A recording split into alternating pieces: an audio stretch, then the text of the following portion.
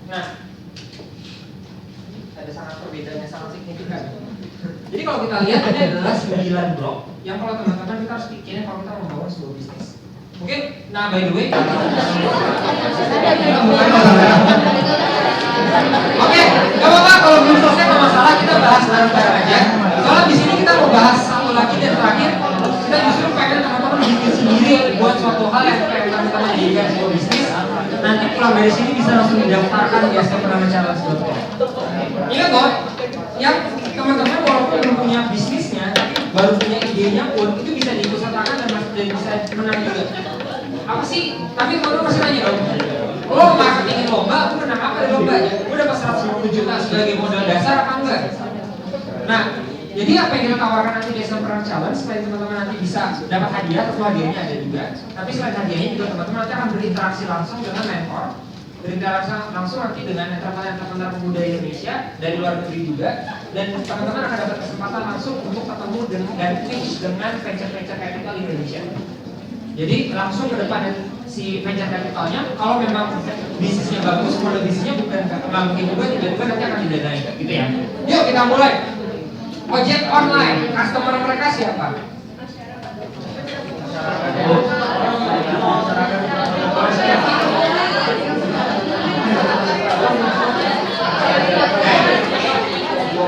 Menurut gue customer itu yang paling gampang lah. Mulai dari orang yang turunin taksi di tengah jalan, orang yang terjebak macet, orang yang pengen cepat, udah mau dimarahin, telat, ojek online, customer segmen, aman. Offeringnya mereka apa sih? Layanan apa? Ayo coba diskusi. Bisa pesan HP. Oke, kemudahan kepercayaan. Kenapa kepercayaan? Oke, aman. Kepuasan. Oke, apa lagi?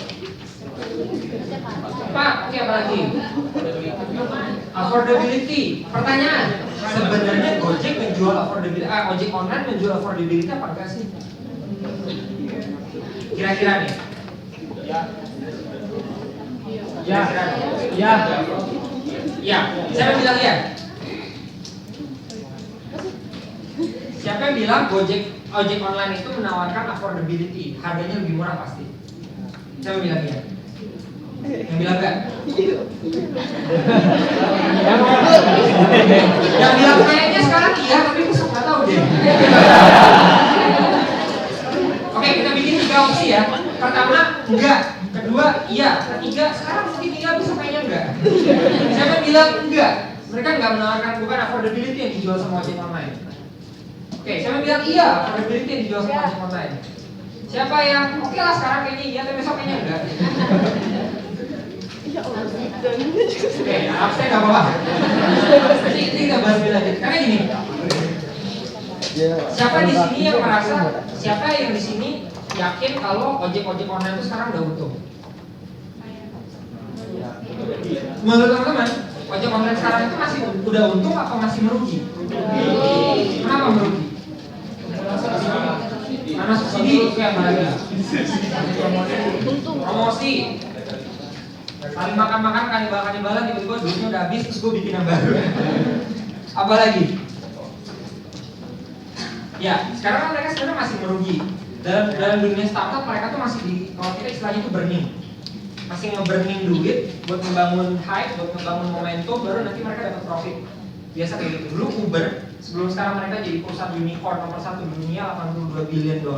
Itu dulu mereka nge-burning time itu sampai 1 tahun sampai 2 tahun. Gojek sekarang juga udah 2 tahun, Grab juga udah sampai 1 tahun setengah lebih di Indonesia. Sekarang mereka masih burning sebenarnya. Mereka masih berusaha ngebangun. Ada beberapa startup yang burningnya gagal, duitnya habis sudah. Contohnya itu Grab Gas. Ada tau Grab Gas nggak?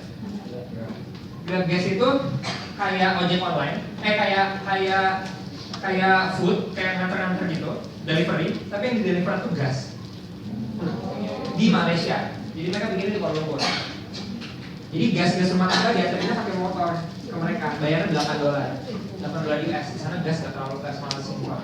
Nah, gas itu akhirnya habis. Sekarang mereka websitenya down. Terus sekarang mereka kalau kita buka grabgas.com, di directnya ke Facebook. Jadi sekarang mereka masih terima orderan tapi lewat Facebook message. Karena mereka juga lagi ada konflik sama IT designernya. Ini mungkin pelajaran buat teman-teman kalau misalnya mau bikin bisnis. Please, kalau lu pengen semena-mena sama karyawan, lu make sure karyawan lu gak bisa ngapa-ngapain lu. Ini Grab guys, dibilang semena-mena sama IT designernya, IT designer kabur, website-nya ditutup. Akhirnya sekarang mereka kalau mau pesan lewat Facebook Messenger. Itu yang terjadi sama Grab guys. Nah itu salah satu konsep di mana mereka habis. Gojek sekarang baru dapat funding $500 juta. Grab juga baru dapat funding baru. Mereka masih bisa sampai besok-besok bakal ada kayak gini. Buat kita startup yang masih bootstrap, kalau bootstrap itu istilahnya adalah kita pakai duit sendiri, nggak dapat funding sama sekali. Gimana sih kita bisa bersaing sama mereka? Kita nggak tahu. Nah itu mungkin salah satu yang bisa kita diskusi bareng. Gimana sih cara kita buat startup kecil bersaing sama si dewa-dewa besar yang udah duitnya nggak pakai nol lagi. Masih sih, tapi ya itulah pokoknya. Anyway, tadi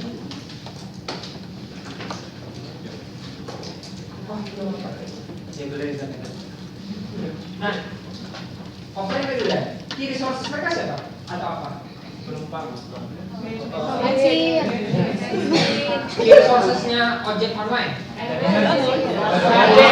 Kita mau ngelihat si ojeknya atau si Nadiem Makarimnya? Nadiem Makarim ya kan? Oke.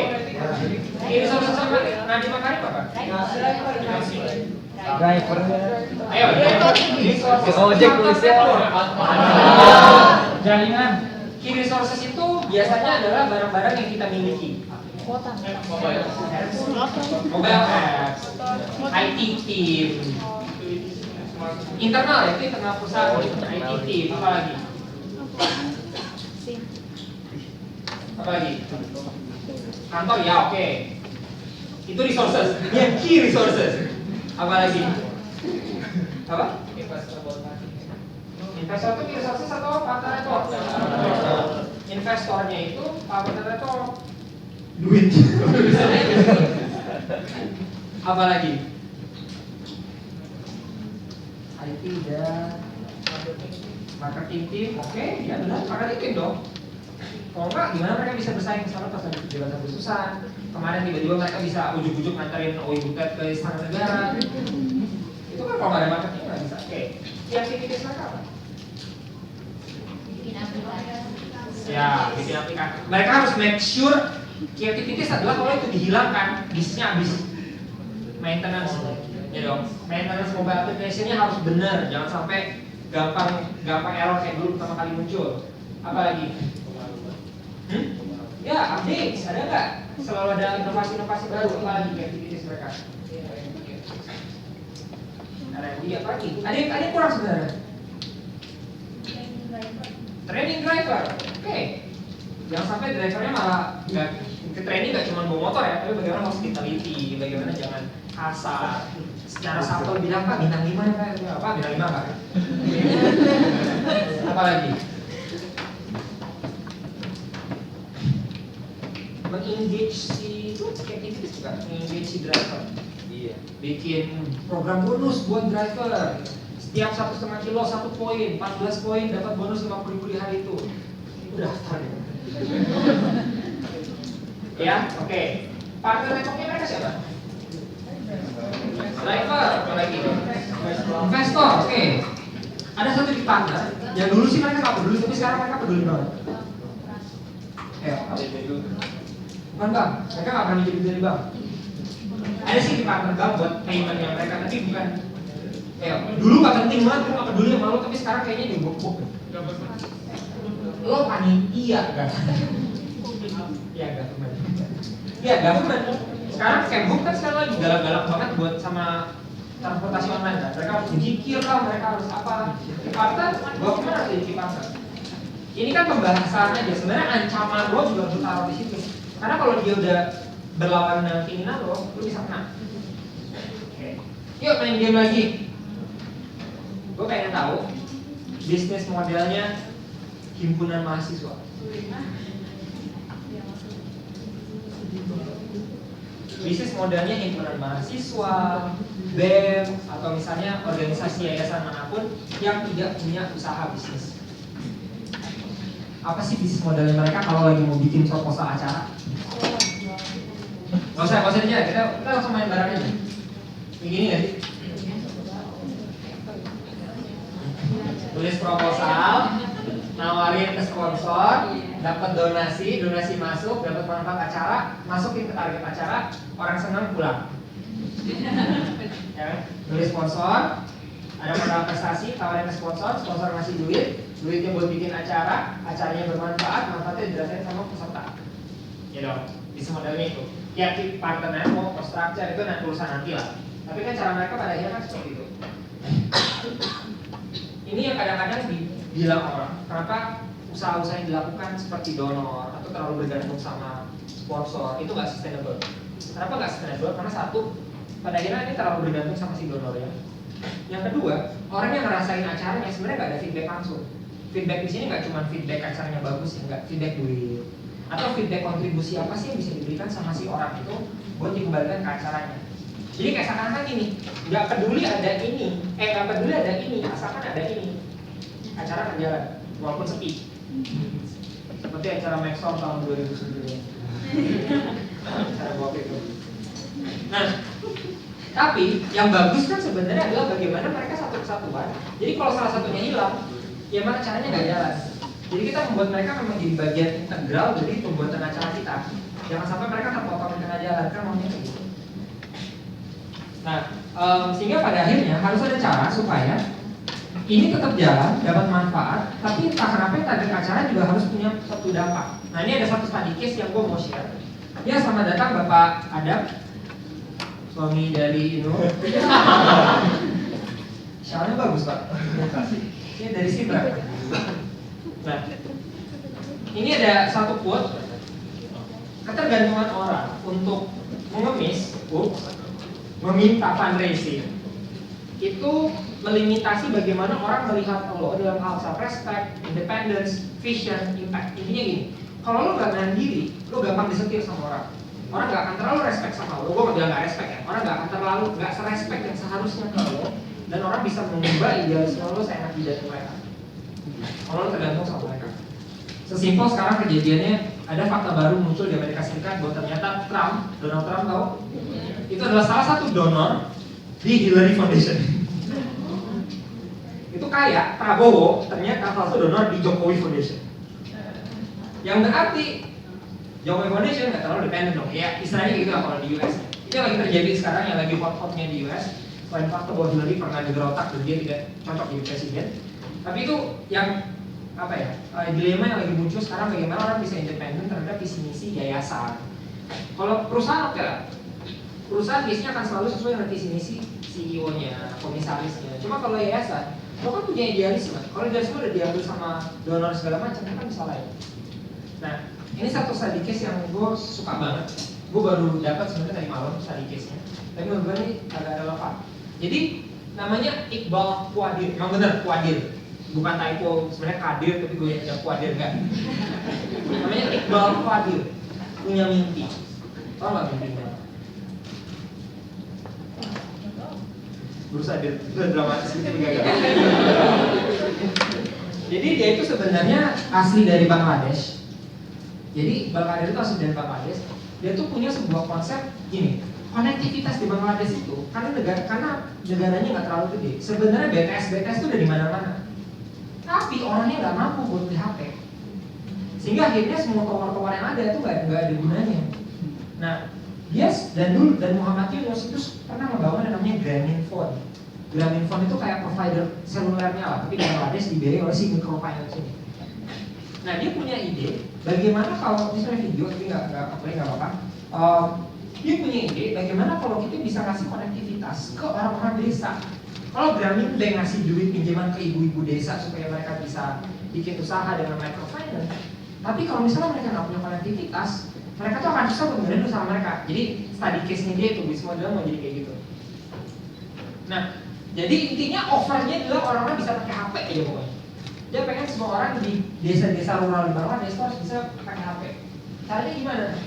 Ya kita sih jelas loh. Dia harus punya ada kerjasama dengan provider, lalu dia punya key resources-nya, dia harus punya sinyal, dia harus punya mobile phone-nya, dia harus punya tujuan yang mau dipakai buat apa, aktivitas dari sinyal. Cuma masalahnya adalah ada ketidaknyambungan. customer dia orang miskin yang butuh HP tapi nggak ada duit sehingga nggak ada revenue stream. Kalau dia mau coba dengan sistem donasi, yang terjadi apa? Dia harus bikin revenue stream sendiri kan, nombok lah istilahnya. Dia harus nombok. Sehingga pada akhirnya yang nggak akan sustain, pada akhirnya dia mati sendiri gitu.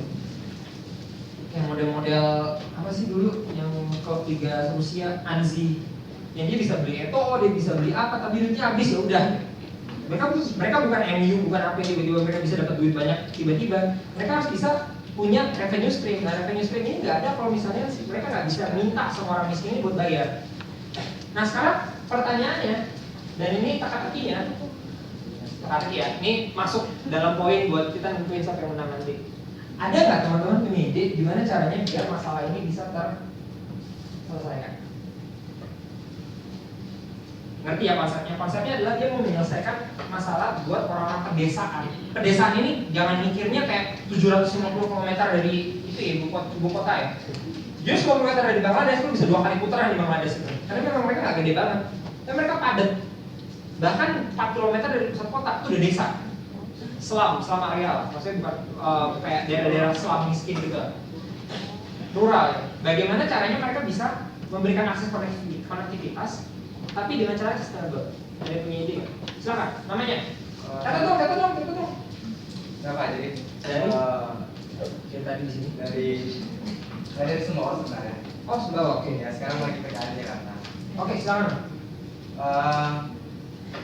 Tadi dari background yang disampaikan sama kakak tadi kan banyak orang miskin di Bangladesh, tapi padat dan jumlah daerahnya juga sedikit. Nah, kalau saya punya ide kalau gimana kalau mereka tapi poinnya itu mereka butuh konektivitas. Gimana kalau kita buat kayak telepon umum, tapi jadi ada beberapa spot yang bisa mereka gunakan sehingga bisa terhubung. Nah, sehingga untuk konektivitas itu tapi udah dengan low cost, dengan jumlah yang nggak terlalu banyak, jadi nggak semua orang harus punya HP kan. Jadi mereka yang penting mereka bisa terkonektivitas antara satu orang ke orang lainnya. Jadi ide saya sesimpel itu kita membuat telepon yang ada di masing-masing spot yang bisa digunakan kayak udah jadi spotting sehingga bisa digunakan untuk mereka untuk mengakses orang lain di daerah yang Bangladesh yang Oke, bagus. Tepuk tangan dulu untuk Mas. Masalahnya cuma satu. Chat-chatnya bisa dibaca orang lain. Habis dipakai handphonenya kayak chatnya. Oke, Mas. Namanya Karim dari ITB. Oke. Kalau misalkan tadi kan ini apa saja teknik yang disampaikan kan. Jadi kalau misalkan dari para yang orang di sini, orang yang di sini itu kan punya channel buat microcredit dan bagaimana caranya dari microcredit dan business banking itu membiayai untuk membeli HP itu. Nanti jadi sistemnya kayak kredit gitu. Tapi dari kan HP itu kan digunakan untuk konektivitas dia. Bagaimana caranya nanti diatur ketika ada pendapatan dari penggunaan konektivitas itu dibayarkan kembali ke bisnis. Good. Oke, ada lagi? Insan mungkin? Lagi megang HP soalnya siapa tahu bisa. Nanti semangat. Kita tunggu. Ada lagi? Pak Mas mungkin, Pak Mas. Udah kami jabat aja Pak Batik ya. Oke, udah tadi kita punya 2 ide. Ada lagi nggak satu lagi? Menarik nih dua-duanya. Kalau kita bisa mikir, kenapa kita nggak HP-HP bekas-bekas Indonesia kita ekspor saja lebih murah. Oke. Nah, apa sih konsep yang pada akhirnya sebenarnya dua-duanya adalah gini. Kalau kita baca ceritanya, dua-duanya sempat dikonsider sama si Iqbal Kadir. Kenapa kita nggak pakai Grameen Bank buat mereka minjemin mereka HP, sehingga orang bisa pakai, kan mereka dapat untung juga dari bisnis mereka, jadi orang bisa ini. Atau pakai cara kedua, nggak usah. Anggapnya misalnya dalam satu tempat ini, Galan yang akan pegang HP-nya, kalau perlu orang ke Galan. Orang akan bayar ke Galan, Galan dapat duit, Galan bisa bayar uang, karena nggak semua orang butuh HP. Nah, pada akhirnya tau nggak? Dua hal ini benar-benar memang dikonsider sama si Bang Adil barengan sama Grameen. Tapi pada akhirnya mereka memilih cara yang mereka pilih cara yang pertama. Jadi si Grameen Bank itu ngebiayain salah satu ibu-ibu di desa itu buat beli HP yang bagus. Lalu ibu-ibunya jadi wartel keliling. Nah, sebenarnya idenya Karim bisa. Kenapa nggak pakai idenya Karim? Sebenarnya kalau idenya Karim bisa, nanti ke depannya kalau orang-orang kebutuhannya sudah semakin meningkat. Cuma kalau sekarang satu HP yang digunakan cuma sekali sehari, mending nggak usah ada HP, mending benar-benar minjem aja. Siapa yang megang HP-nya dia bayar ke dia. Nah, jadi terjadi adalah si Gramindek beliin HP buat si ibu-ibu, ibu-ibunya akan jual kredit, lalu orang bayar, sehingga mainnya jadi kayak gini, ada pemasukan. Jadi kita mau offer pemasukan ke si ibu-ibu, dan mereka mau jadi distribution channel, orang bisa pakai HP, lalu terakhir dapat duit, revenue stream. Tebak-tebakan berikutnya. Satu poin tadi buat Pak. Berapa revenue per tahunnya usaha Grameenphone?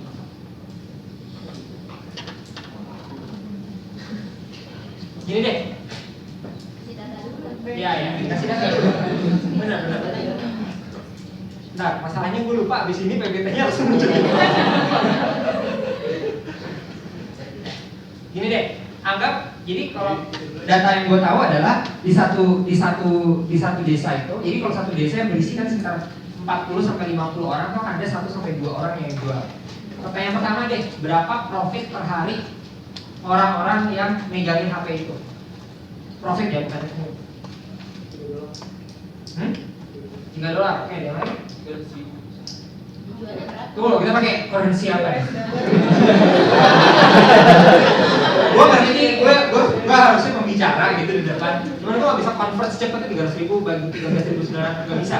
Pakai dolar aja gimana? Oke, dolar kita patok per hari ini 13.475. Kalau tadi cek. Enggak, 12.000, sorry. Turun. Makanya gue gak jual kemana aja. Anggap 13.000 deh, 13.000 anggap. Berapa dolar per hari? Dan Bangladesh ini sebagai data tambahan, mereka hajat hidupnya mirip-mirip sama kita. Bahkan di bawah kita sedikit. Jadi kalau misalnya buat 5.000, di kita dapat apa, di Bangladesh bisa dapat lebih banyak. Gitu ya. Berapa dolar per hari? Memang dijualnya berapa? Berapa? Servisnya itu dijual berapa? Hampir, makanya tadi mereka tuh sedikit lebih murah, harga telekomunikasi lebih murah. Maksudnya enggak, maksudnya dia menjualkan jasa telekomunikasi itu ke ibu berapa? Iya, jadi bayarkan Indonesia, tapi sedikit lebih murah. Misalnya kalau Indonesia saya masih berapa sekarang?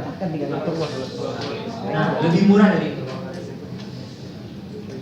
Sekitar 10 sampai 12% lebih murah dari itu. Jadi bayanginnya, gue selalu bilang bayanginnya Indonesia aja. Lagi ini tebak-tebakan doang kok, nggak usah terlalu serius. Berapa dolar kali? $100. Mau gue pindah ke Bangladesh. $15.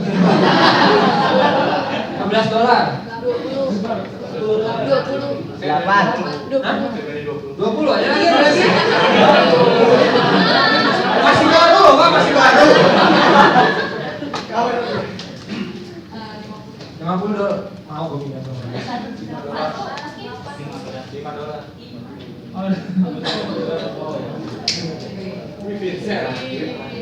Namanya Rasmi. Tadinya mau kita undang cuma nggak bisa. Istilahnya di sana village phone lady. Income-nya dia $2 sampai $3 per hari. Di Bangladesh sekarang ada 250.000 orang yang jadi village phone lady, dan mereka servisnya di 60.000 desa yang memberikan akses komunikasi ke 100 juta orang. Dengan konsep sesederhana itu, rentalin HP.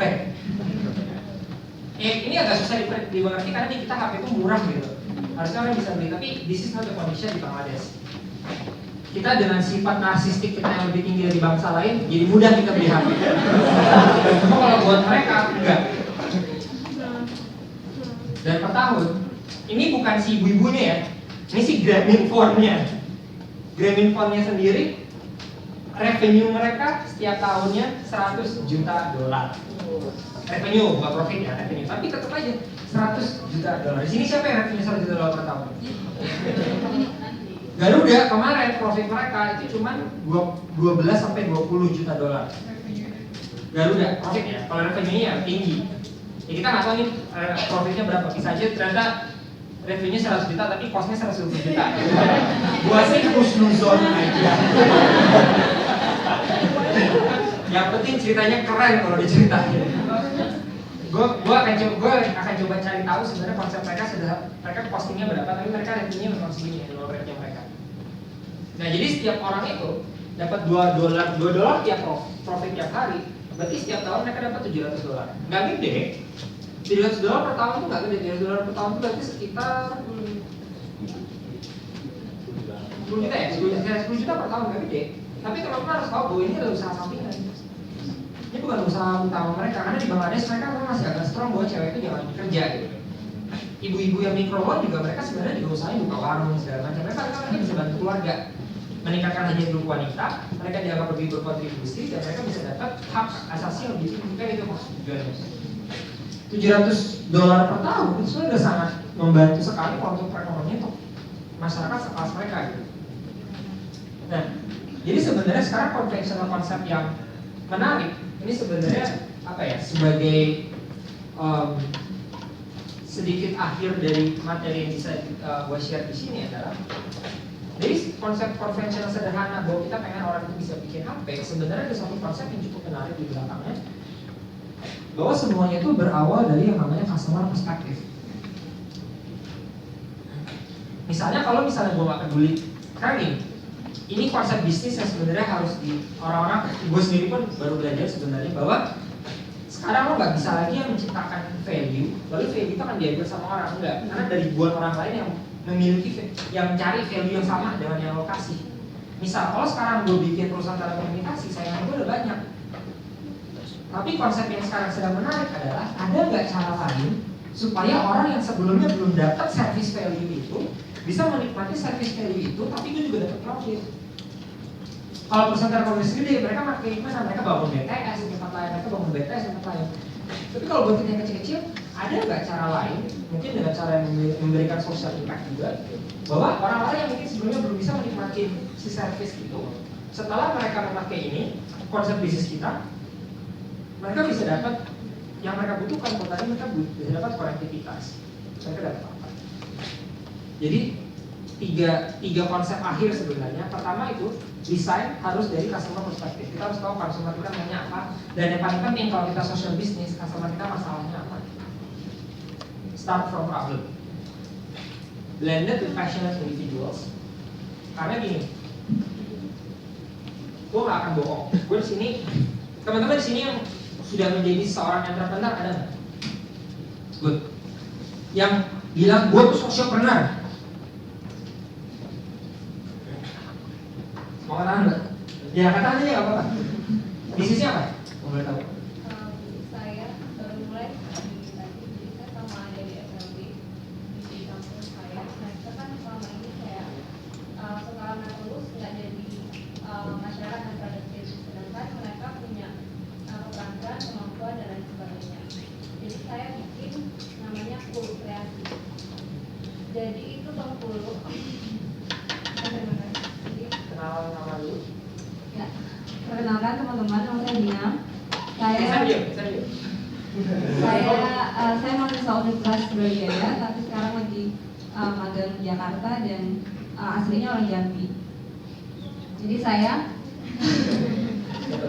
sekarang saya lagi ngembangin salah satu kearifan lokal Jambi, yaitu Tengkulu. Tengkulu itu penutup kepala dari kain panjang yang dililitkan di kepala wanita.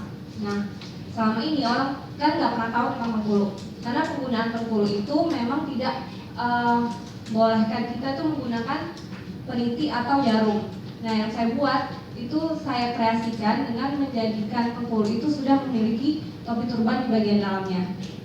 Jadi langsung dapat dikenakan, dan saya harap nanti bisa mewakilkan penutup kepala khas Indonesia, dan kita semua bisa bangga karena selain pakai Tengkulu itu mewakilkan lokal wisdomnya dari Jambi, selain juga kita juga menggunakan kain-kain daerah dari seluruh Indonesia. Nah, yang mengerjakan itu adalah siswa-siswi yang umurnya 15 tahun sampai 18 tahun. Kita mulai startnya dari SMP. Jadi saya buka pendidikan menjahit gitu di salah satu SLB di sana, dan sekarang alhamdulillah sudah berjalan. Kemarin baru peresmian dan udah di order sama ibu dan wanita di kabupaten saya, dan saya lagi mau mengajukan untuk kerjasama ke pemerintah, di mana misalnya nanti PNS itu setiap hari Kamis bisa menggunakan Tengkulu itu. Jadi nanti cara marketingnya saya lebih ke government dulu, karena kenapa nggak keluar, karena masa masyarakat lokal Jambi sendiri nggak tahu tentang Bengkulu dan nggak pakai, tapi tiba-tiba orang Surabaya udah pakai gitu sih. Dan feedbacknya, jadi saya itu dari keuntungan 50% itu 50% untuk adik-adik di sana, 20% untuk pengembangan usaha, jadi kita tabung untuk beli mesin jahit dan lain sebagainya, 20% lagi itu untuk tim marketing, dan 10%-nya profit. Itu sih hitungan dari hitungan keuntungannya. Tapi sejauh ini saya belum bisa menjalankan hal tersebut karena memang masih ada masih kita latih, dan tiba-tiba kita dapat orderan gitu kan 50, dan sekarang masih berjalan. Saya dapat funding, saya bisa mulai ini, saya mengikuti kompetisi. Jadi saya ikut salah satu kompetisi sociopreneur bulan Mei, alhamdulillah dapat. Jadi pesan saya buat teman-teman semua, ya kalau seperti yang Masnya bilang, kalau kita mau mulai ya tahu masalahnya, kalau mau sociopreneurship tahu masalahnya, kebutuhan mereka apa, kita bisa bantu di mana. Dan yang kedua, kalau memang mau jasa atau produk, ya kita harus tahu diferensiasi kita tuh apa, dan jangan berhenti sih. Kita nggak punya uang nggak bisa mulai, karena saya juga ngerasain sih. Tapi karena niat baik kan pasti ketemu jalan yang baik juga, dan kompetisi sekarang banyak, setahun mungkin di Indonesia itu tingkat nasional aja ada beberapa kompetisi, dan semoga entrepreneur ini juga menjadi kesempatan buat kita semua di sini.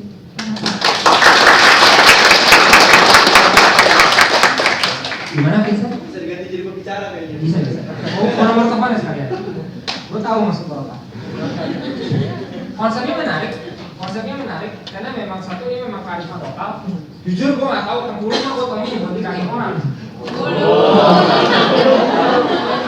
Bengkulu itu loh kalau mau jual padi itu bisa ke Bengkulu. Ada batas di mana lu bisa melucu ya di satu hari. Nah, tadi yang menarik apa coba dari konsep yang ditawarkan? Pertama, apa sih masalah sosial yang coba diselesaikan tadi? Sebenarnya meningkatkan produktivitas kan, karena memang ada, kita nggak bilang ada kekurangan lah, kita bilang ada sebuah limitasi yang memang membuat mereka tidak bisa seperti kita. Tapi bagaimana mereka bisa memanfaatkan produktivitas itu bisa dapat profit buat mereka, 50% buat mereka yang masalah, 50% buat mereka. Nah, sebenarnya awal pertanyaan gue tadi itu masuk ke fakta di lapangan, bahwa kalau teman-teman berniat mau menjadi seorang sociopreneur, percayalah duitnya nggak banyak. Awalnya mungkin kita nggak tahu ya, tapi kalau masalah gini, sociopreneur itu kan berhubungan sama etika, berhubungan sama ethics, berhubungan tentang bagaimana kita men-treat orang dengan lebih baik dari yang standar yang berlaku itu melakukan. Apakah itu supplier kita, apakah itu memang customer kita, apakah itu memang pekerja kita. Contoh, sekarang kalau gue beli kopi yang pakai genetic modified organism itu masih boleh. Kopi-kopi yang non satu brand di Indonesia itu ada beberapa yang mereka memang pakai kopi-kopi yang organik kan. Tapi lebih banyak kopi-kopi yang memang mereka pakai GMO, mereka pakai pupuk yang berlebihan. Kadang-kadang mereka masih pakai child worker. Itu masih ada, dan itu nggak penanganan dari masyarakat dan pemerintah tuh nggak sampai sejauh itu mereka bisa melimit, oke ini nggak boleh. Kita banyak yang nggak tahu pembakaran hutan terjadi, pembukaan lahan seperti apa, kita nggak pernah tahu. Perusahaan kelapa sawit kita pernah diboykot ke luar negeri, oke lah, tapi kita nggak peduli. Bukan nggak peduli ya. Gue nggak menyalahkan Indonesia, karena di satu sisi kita juga nggak punya kapasitas buat beli barang yang lebih etik karena itu lebih mahal. Kalau sekarang gue harus beli canola oil yang jauh lebih sehat dan jauh lebih bermartabat penggunaannya dibandingkan minyak kelapa sawit, itu gue tekor. Udah ya, kalau gitu kayaknya sekarang udah cukup.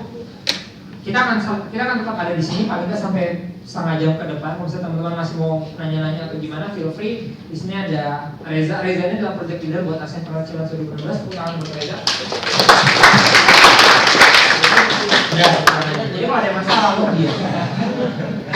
Ini ada teman-teman dari HMM Bakri juga, thank you banget udah bantu